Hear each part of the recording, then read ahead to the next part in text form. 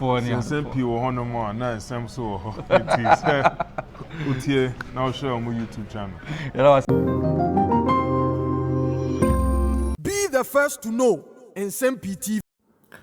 Well, mama watching more John Famra, your #1 channel, so Nsem-Pii TV, be the first to know. Quickly, mama found copy more NDC amonyokuna enche ana Musa Dankwa. The post ebetuja now she Musa Dankwa post na Haruna Idrisu atake lead. Yes, presidential elections na NDC bekon Haruna Idrisu atake lead. Obi say Julius Debra Nancy hu so walk a won so start. Na the betwe mu Nancy kura ye papa friend Johnson Aidoo Nketia so thank you to amame no kasa Aidoo Nketia wo Eastern region ne mpatam anyame adom odachna and it is so they thank you to all the baby ebuma raise issue say e didn't na wasa Aidoo Nketia thank you to and other things because aban ne course aban no by just 9 months until or start a campaign now so we used to start a campaign aban no be for other things now shockingly papa friend Aidoo Dr. Tony Aidoo a grantee interview or one of the NDC stations and it's a radio good and as a TVXYZ now and some papa and they have to join Eddie papa or see or the main person can as some papa maybe ma can't yes by ain't papa Tony Aidoo Mahama free one everybody see Mahama and I any Aidoo Nketia campaign course of yenti Dr.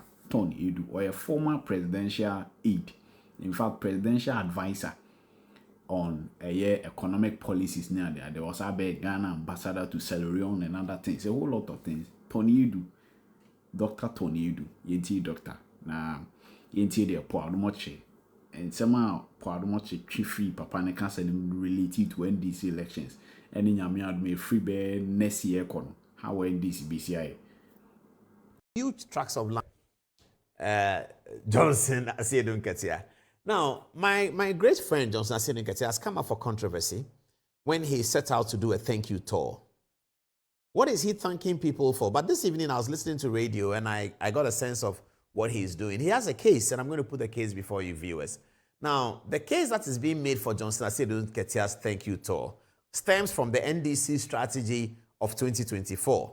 The story is that whereas the president, John Dramani Mahama, and the vice president, Professor Nana Jane Opoku-Agyeman, concentrated on winning votes for the presidential election, there was another team led by the party chairman, Johnson Aidoo Nketia, that was concentrating on winning many parliamentary seats. The context of this narrative is driving towards the conclusion that Johnson Aidoo Nketia was responsible for the NDC super two-thirds majority that they have in parliament today, making him a major stakeholder in the future leadership of the party. Those who criticize Aidoo Nketia say that he is doing this because he wants to take a lead and win a start in the presidential succession race, which he can see that is now getting very tough. It's getting very tough because pollster Musa Dankwa has pulled up a post that does not have Aidoo Nketia leading. It has Idrisu Haruna, who has actually not said anything publicly about becoming the NDC's leader. It has Idrisu Haruna leading. It has Aidoo Nketia in a close second. It has Keselato Forsen, finance minister, in a close third. And it has Julius Debra in fourth position. That's what Musa Dankwa's survey brought up. It didn't have Eric Opoku in one of the leading areas because even though we know that our Greek minister Eric Opoku is also eyeing the position. But is it not too early for people eyeing the position in the NDC to do this? It's very early and it's very dangerous. It's dangerous because, viewers, I do not believe that the framers of the 1992 Constitution wanted us to go in this cycle. What cycle am I talking about? There's a cycle in the constitutional development where the president of the state, of the nation, would usually not be running because he has run his full term. He will usually not be running. So when the president is sworn in for his second term, you have the political party and the people who want to come after him juggle around for these things. We saw that in 1996, and J.J. Rawlings had to put a stop to it. In 1997, when Mr. Rawlings took the oath, it was obvious that Mr. Rawlings was not coming back to the position. The juggling started. Guzitano and co started preparing themselves to become the presidential candidate of the NDC. The people around Professor Mills convinced Fly Lieutenant Rawlings that in 1998, he stated it clearly that the inheritance belongs to the Vice President, Professor J.E.A. Mills. And that settled the matter because it was becoming unbecoming. People were getting concerned. about the small pockets of campaigning groups that were being established in the ruling party. But that happens every other election cycle, because usually you would have the president go in a second term. If John Mahama was running a second term, there will be no conversations like this. There will be nothing like that. Everyone will know that the president is running a second term. But here's a president who is in a first term like a second term. So whilst Ghana has changed over a president in 2024, we should have been changing over again in 2032, because we would have had a president who is running 2 terms. He may or may not win, but at least he's running 2 terms. So there's focus on the government, there's focus on the economy, there's focus on work. If he loses, he loses. But he is running. So internally, you don't have people with this divisive kind of attitude. Now, we are saddled with a situation where we have elected a president who can do 1 term. So having changed in 2024, Ghana is going to change again in 2028. That means the winner of the 2024 election is not on the ballot for 2028. The winner of the 2020 election was not on the ballot for 2024. And it was hoped that this would be a double cycle, but now we have done it back to back. Certainly, Ghana is the loser. NDC may not be the loser because NDC can win the 2028 elections. But Ghana is the loser because there's very little focus on driving the agenda. And we have had very little focus on driving the agenda between 2020 and 2024. We went into an election. We come to 2025. We are still having very little focus on driving the agenda because those in power are seeking to become presidential candidates. And this time, they are doing it pretty early. Less than 1 year of the new government, and Johnson Asiedu Nketia is on the road. Julius Debra is on the road. Kesela Tuforsen is lacing his boots to hit the road. This is serious for the country, especially when you have the finance minister involved in the ambition. That's very serious. You have key important figures. Asiedu Nketia is the chairman of GAPOHA, Ghana Ports and Harbours Authority. That's something he should concentrate on. He's also the chairman of the ruling party. He sets out to go on an agenda of thank you tour. And Ras Mubarak says that what is he thanking people for? Because he was not the candidate. These are some of the photographs from Asiedu Nketia's thank you tour. It's amazing, isn't it? It's amazing. That's Johnson Asiedu Nketia, usually dressed in smock, talking to people in Eastern region and thanking them for voting for the NPP parliamentary candidates. That's what he's saying. He's not thanking them for voting for John Dramani Mahama.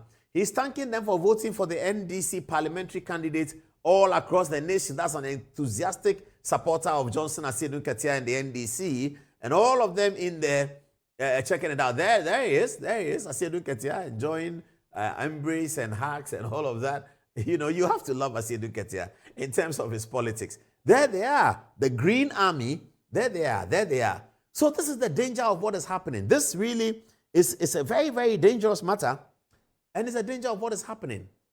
It is so dangerous that people have even put up Asiedu Nketia's video, which is an old video, which he did when he was running for chairman. They've put it up and presented it as something that he started doing just now. But that's how the NDC is divided. Ras Mubarak says you can't do that. Other people say, what's Asiedu Nketia doing? Why is he panicking? Other people say, but Julius Debra is doing it. Finance minister will start rolling out his campaign strategy. Finance minister is the one paying everybody. So it's very likely to have people falling in line according to what he wants them to do in furtherance of his ambition. That's very serious for the country. Are we going to have a government that is running the country until the election year, when we get into election? Or are we starting the election today? The New Patriotic Party, the opposition, they are electing their candidates in January. As soon as that candidate is elected, he's going to go full throttle on politics. And the NDC would have to respond to that. Are they going to respond as Asiedu Nketia's team, Julius Debra's team, Kesela Tuforsen's team? Somebody must bring something to order. Somebody must bring something to order. Otherwise, we are going to struggle as a country. NDCs will not struggle, but Ghana will struggle because you have done it in 2024. You're doing it again in 2028, where the government is not concentrating because people are pursuing their own ambition. Self-preservation is the first for every human being. So if I'm a minister and I have to have meetings, but the constituency chairman in Jomoro is calling me, and that's where my vote is, I'd rather go there than have the meeting. And that can jeopardize the development, all this big push and all the fantastic things that President Mahama is announcing. He needs all of these people to come together to work. Are they going to be there to work, or are they seeking for delegates' votes? This is very dangerous. Very, very, very dangerous. And we have to check it and look at it. Now, listen to Dr. Tony Aidoo, who says he doesn't even want to be around to look at the succession of President Mahama. We really don't know why Tony Aidoo said that. Is he saying that it's so ugly he doesn't want to be interested? Is he disappointed with the caliber of people who are running? Is he disappointed with the process? But an NDC stalwart, as powerful as Joseph Anthony Aidoo, former Minister for Defense, says that I'm not interested. I was so sad when I saw the video. Have a look at it. Whoever is planning to take over from Mahama, a great deal depends upon the outcome of the Mahama administration. If it does well, it inures to the party. And therefore, it creates a wind on which the potential or the prospective person can ride. But I don't know. I don't want to be here. Maybe by the time it comes to that point, I will be gone. You don't want to see what will happen to the party next? No. You don't want to be around to see? I don't want to. Senna, I'm old though.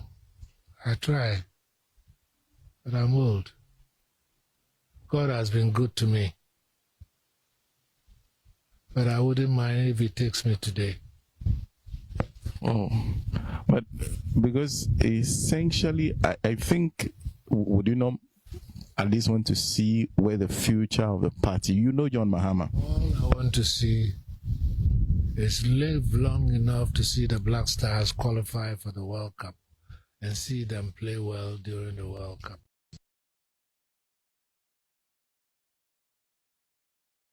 Don't you feel sad listening to Tony Aidoo? He says he doesn't want to be around.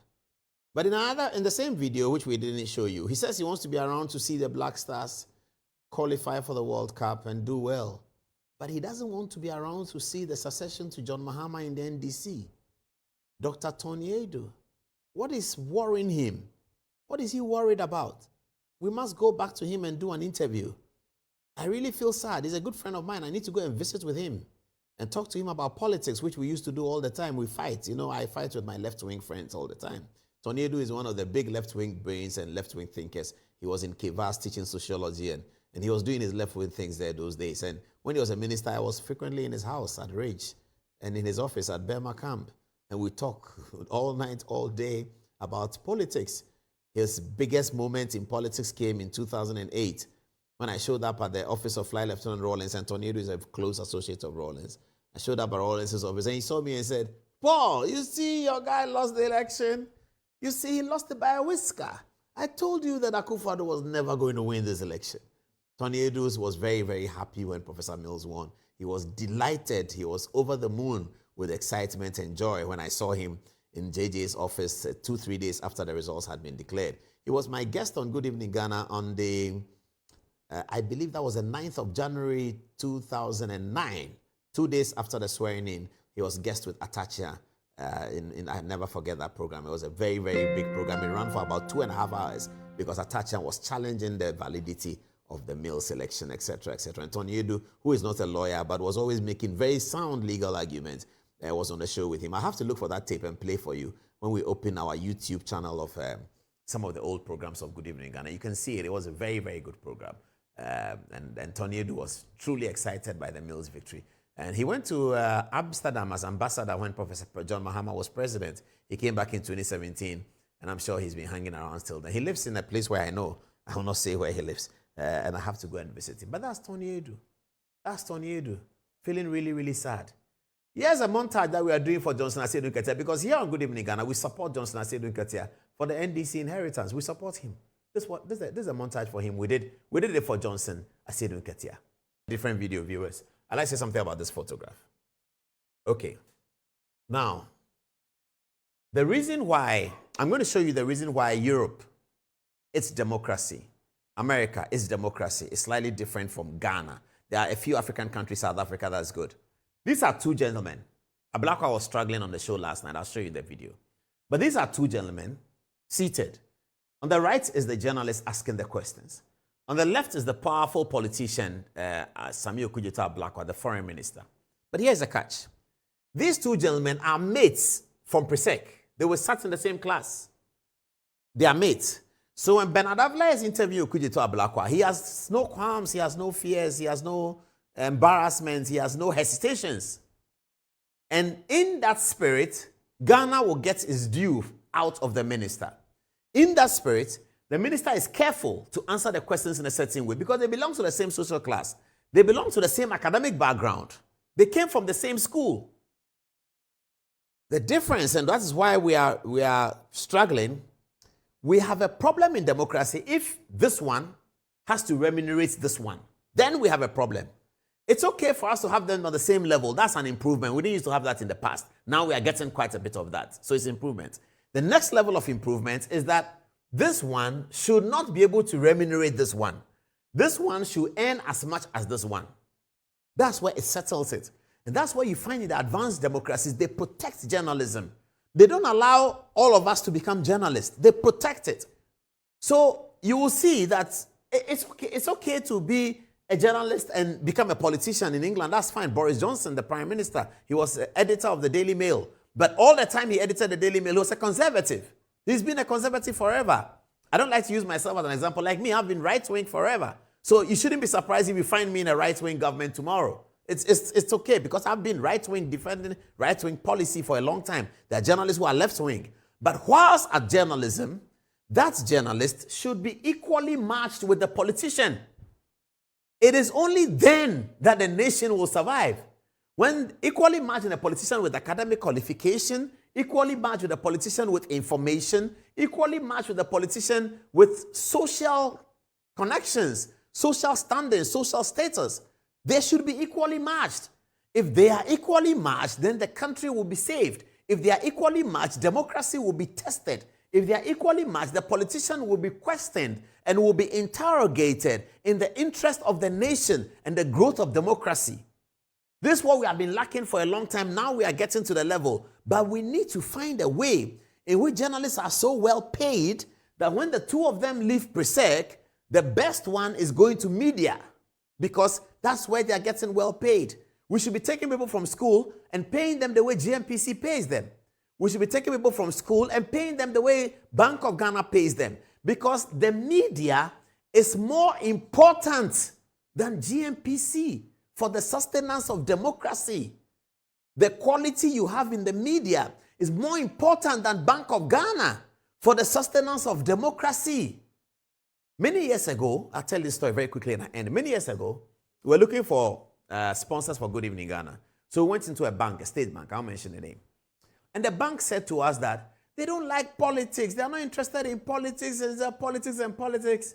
So I was with my boss and I told them that if you are not interested in politics and you don't let us streamline the politics and give the people a voice and let the people feel that the politicians are doing the right thing, you will become like Liberia. You will carry your mattresses and you'll be walking on the streets. You are a bank manager, but you carry your mattress and walk on the street when the civil war breaks out. And then they said to me that, but if the civil war breaks out, you two, you are inside. And I said, I will not be inside. They said, why? I said, oh, me, I will be spokesperson for the rebels. In those days, the Liberia Civil War had just finished. And they all laughed. And I said, yes, I will grant the BBC interview for the rebels. And I'll say that I represent NPLA. And I'll say that they are fighting for democracy. And the president had violated article this and article that of the Constitution. And he had postponed elections indefinitely. The rebels will rely on me to say that for them. But you, bank manager, you will carry your mattress and you will be walking on the road. So invest in the media. When the media is solid, powerful, and sustained like America. This afternoon, I was watching a press conference of Donald Trump and Keir Starmer, the British Prime Minister. Oh my goodness, I just loved it. You could tell that the media in the room and Donald Trump and Keir Starmer were equal. They are all Oxford, Cambridge, Harvard. They earn a lot of money. And so they were asking bold questions of Donald Trump. The Sky News lady said, Mr. Trump, you said the other day that you were disappointed about Vladimir Putin. Do you now regret doing the things that you do? I was watching. I said, when will Ghana get to this level? Until we get there, the democracy still has a long way to go. So when I saw this interview yesterday, I said, we are getting somewhere. We are getting somewhere. These are equally mad. They were mates. I don't know who was chopping first and who was chopping second. But if you ask me, let me look at their heads and see. I don't know. But these are people who were in the same secondary school, sat in the same class. One becomes a journalist, one becomes a foreign minister, politician.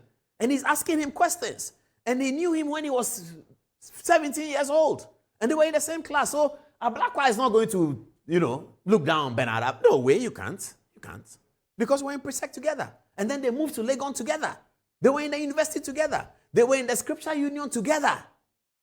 It is important that the society invest in media so that we can attract the best of the best.